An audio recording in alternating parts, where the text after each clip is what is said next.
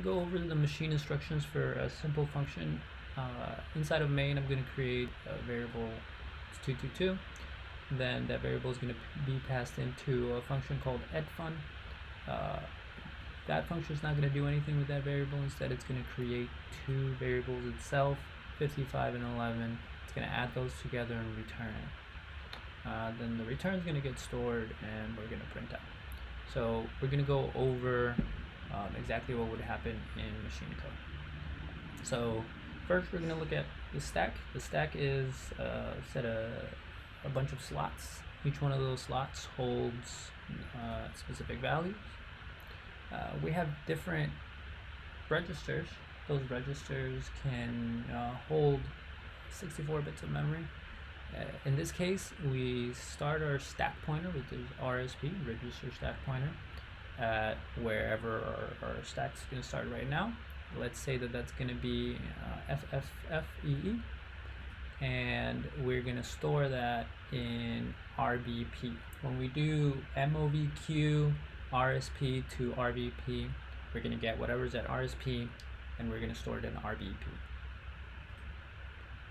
That means that our base pointer, our RBP, is now pointing to this particular address because that's what's stored inside of it. Next, we are going to subtract hex 20 from the value at RSP right now. Since this is a subtraction, this would get done in the ALU. The ALU would calculate whatever's at RSP right now. It would subtract 20 from it. It would return it, and it would make RSP equal to that number, which means that now RSP is lower in the stack, and there are now some spots that were reserved for some memory that we're going to need to use later on. Next, we are going to move our value. Remember, 222 is some number that we created as a variable called sumNum. What happens in memory is that whenever we decide to create a variable, that variable gets stored in memory somewhere. So the machine instructions decided that this variable was going to be stored at RBP -8. Now remember that addresses are higher as you go up the stack and lower as you go down the stack. So we're going to subtract from RBP to go lower down the stack. So we subtracted 8, in this case 2 slots, and then we go ahead and store our value there.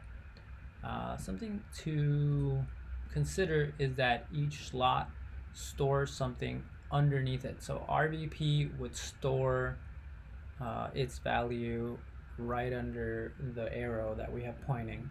So then we would go 2 slots and store our value there that we want. We're going to move that value, the value at -8 RBP, over to EAX. We may need it later on, so that's why we're just putting it in a register. Then we are going to move RAX to RDI because we're about to make a call. So whenever we make a function call, if that function has any parameters, we need to put those parameters in specific registers. The first parameter always goes at register RDI, so right before the call to this particular address, we would do this function. So again, we move EAX to EDI, which is the same as RDI, and then we call the function.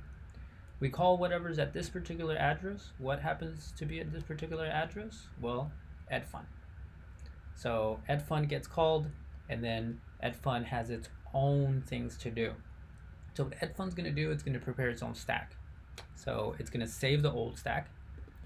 What it's going to do is going to ask for one more slot of memory, and it's going to push the current value of RBP there, which happens to be this address. After pushing, we're going to move RSP to RBP. So that means that RBP is now going to point here, and we are going to have a different value for RBP. And we're going to subtract hex 14 from RSP, which means that we're going to give RSP more space. We're going to increase the stack for this particular function because we're going to need to store some things. We're going to move EDI, so our first argument, we're going to move it to some slot that we're going to reserve. We might need that argument at some point, so we're just going to store it in some memory. And then remember that we had two things. We had two variables, OK and not OK. OK is 55, not OK is 11. So in this case, we're going to store hex 37, which is equal to decimal 55, in -8 RBP. So -8 RBP would be right there. We're also going to store 11, which is hex B, in -4 RBP. So whenever we create variables, we store them in the stack so that we can use them. That's what creating a variable really means. We are now going to use those variables because we want to return some value. So we're going to go RBP -8 into EDX. So we take RBP and we put it in a register. Then we do -4 RBP and put that in EAX, which is going to move our value into EAX. And what we're going to do next is that we're going to add these two together. Remember that we added it in the return. So add ED and EAX. And again, whenever we add anything, subtract anything, the ALU comes into play. So we give these two values to the ALU, the two values at EDX and EAX. The ALU does some computation.